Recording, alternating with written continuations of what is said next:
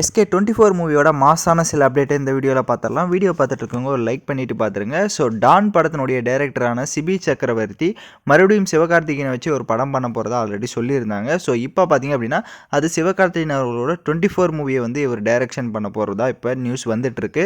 So அதில் எந்தெந்த cost and grow அப்படின்றது இன்னும் ஆல்மோஸ்ட் பார்த்தீங்கன்னா எதுவுமே பிக்ஸ் பண்ணலை.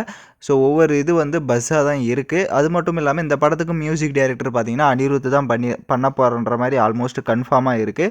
ஸோ இதுக்கு முன்னாடி டான் படத்துலையும் பார்த்திங்க அப்படின்னா நம்ம அனிருத் அவர்கள் தான் அதே சேம் டைரக்டர் ஒர்க் பண்ணியிருந்தாங்க. பட் இந்த படத்துலையும் பார்த்திங்க அப்படின்னா அவர் தான்ன்ற மாதிரி சொல்லியிருக்காங்க. இந்த படத்தினுடைய அப்டேட்டுக்கு பார்த்திங்க அப்படின்னா கிறிஸ்மஸ் ஸ்பெஷலாகவோ இல்லை நியூ இயர் ஸ்பெஷலாகவோ அஃபிஷியலாக அனௌன்ஸ்மெண்ட் பண்ணுறதுக்கான வாய்ப்புகள் அதிகமாக இருக்குது.